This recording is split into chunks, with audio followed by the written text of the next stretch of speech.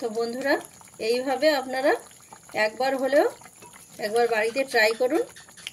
বেগুন ইলিশ এইভাবে রান্না করলে সময়ও কম লাগে, টেস্টটাও খুব ভালো আসে। তাই অনুরোধ রইল আপনারা একবার হলেও এই রেসিপিটা বাড়িতে বানিয়ে নেবেন। নমস্কার বন্ধুরা, সবাইকে আমার মনের মতো রান্নাতে স্বাগত জানাই। আমি আজকে আবারও একটা রেসিপি নিয়ে চলে এসেছি আপনাদের কাছে। আজকে আমাদের রেসিপি ইলিশ বেগুন।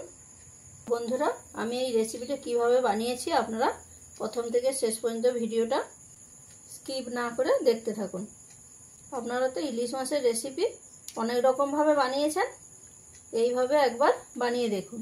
খেতে কিন্তু খুবই অপূর্ব স্বাদের হয়, তাই আপনারা একবার হলেও বাড়িতে বানিয়ে দেখুন। বেগুন ইলিশ করার জন্য আমি এখানে 4 পিস ইলিশ মাছের পিস নিয়ে নিয়েছি। মাছটাকে প্রথমে ম্যারিনেট করে নেব। তার জন্য দিয়ে দিচ্ছি পরিমাণ মতন লবণ, পরিমাণ মতন হলুদের গুঁড়ো, আর ভালো করে মেখে নেওয়ার জন্য দিচ্ছি 1 চামচ সরষে তেল। এবারে হাত দিয়ে খুব ভালো করে মেখে নেব।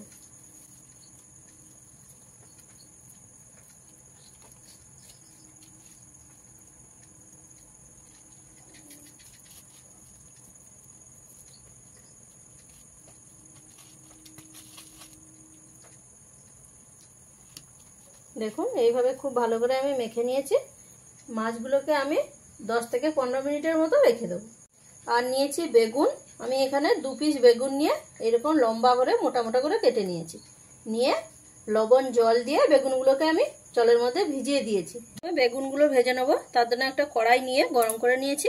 তাতে দিয়ে দিচ্ছি সরষের তেল। তেলটা গরম হয়ে গেলে দিয়ে দিচ্ছি বেগুনগুলো।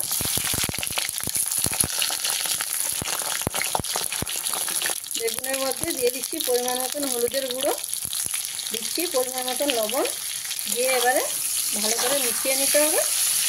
নিয়ে বেগুনগুলোকে ভেজে নিই।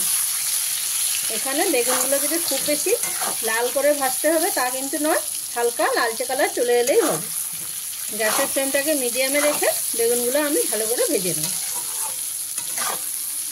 বেগুনগুলোকে লালচে কালার করে ভেজে নিয়েছি। এবারে বেগুনগুলোকে আমি নামিয়ে নিচ্ছি।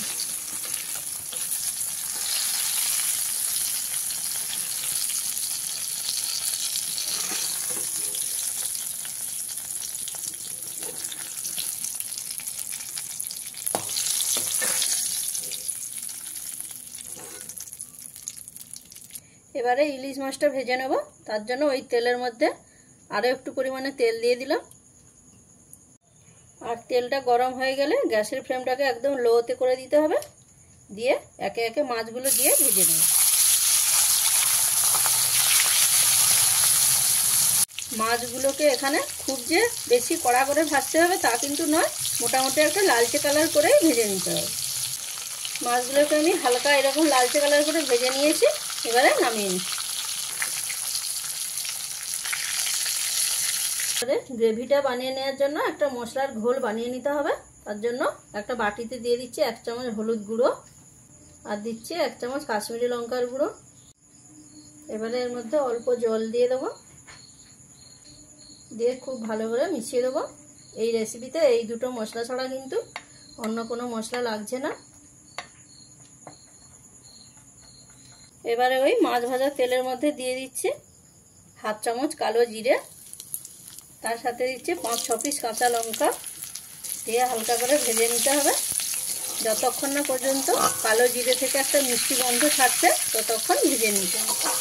গ্যাসের ফ্লেমটা এই সময় একদম লোতে থাকবে, দিয়ে ভেজে নিতে হবে। কালো জিরে থেকে মিষ্টি গন্ধ ছেড়ে দিয়েছে। তাহলে এর মধ্যে মশলার সেই ঘোলটা দিয়ে দেবো। এইভাবে মশলাটা জলে গুলে নিলে মশলাটা কিন্তু পুড়বে না।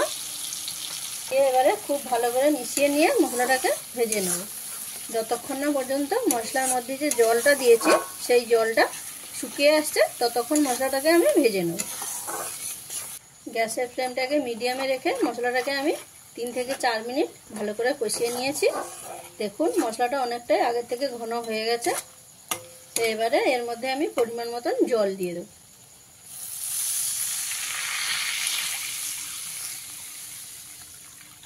গ্যাসের ফ্লেমটা হাইতে দিয়ে এবারে গ্রেভিটাকে কিছু সময় ফুটিয়ে নেব।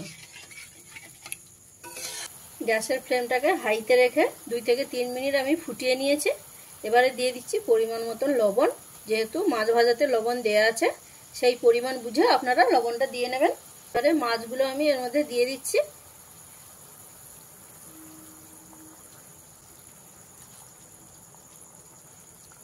মাছটা দিয়ে গ্যাসের ফ্লেমটাকে মিডিয়ামে করে দিয়ে কিছু সময় ফুটিয়ে নিতে হবে। ঢাকা দিয়ে দেবো। ঢাকা দিয়ে প্রায় 3 থেকে 4 মিনিট আমি ফুটিয়ে নেব।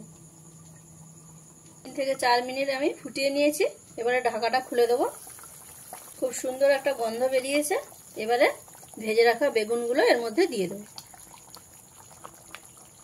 বেগুনগুলো দিয়ে এরকম হালকা হাতে ভালো করে একটু মিশিয়ে দিতে হবে। মেশানো হয়ে গেলে ঢাকা দিয়ে আবারও 4 থেকে 5 মিনিট আমি ফুটিয়ে নেব। 4-5 মিনিট আমি ফুটিয়ে নিয়েছি। এবারে ঢাকাটা খুলে দিচ্ছি। দেখুন জল আর তেলটা আলাদা হয়ে গেছে। এই ইলিশ মাছটা রান্না করতে কিন্তু খুব বেশি সময় লাগে না, 10 মিনিটের মধ্যে কিন্তু রান্না হয়ে যায়। এবারে এর মধ্যে দিয়ে দেব 2 চিরা কাঁচা লঙ্কা। এখন বেগুন সব সুন্দরভাবে সেদ্ধ হয়ে গেছে, মাছটাও খুব ভালোভাবে রান্না হয়ে গেছে। আশা করি এই সহজ রেসিপিটা আপনাদের অবশ্যই ভালো লেগেছে। আর ভালো লাগলে চ্যানেলটিকে লাইক, শেয়ার এবং সাবস্ক্রাইব করবেন। আর রেসিপিটা কেমন লাগলো বন্ধুরা আপনারা কিন্তু কমেন্টের মাধ্যমে জানাতে ভুলবেন না। তাহলে বন্ধুরা দেখা হচ্ছে নতুন একটা রেসিপি নিয়ে পরের ভিডিওতে। রান্নাটা আমার কমপ্লিট, আমি এবারে নামিয়ে দিচ্ছি।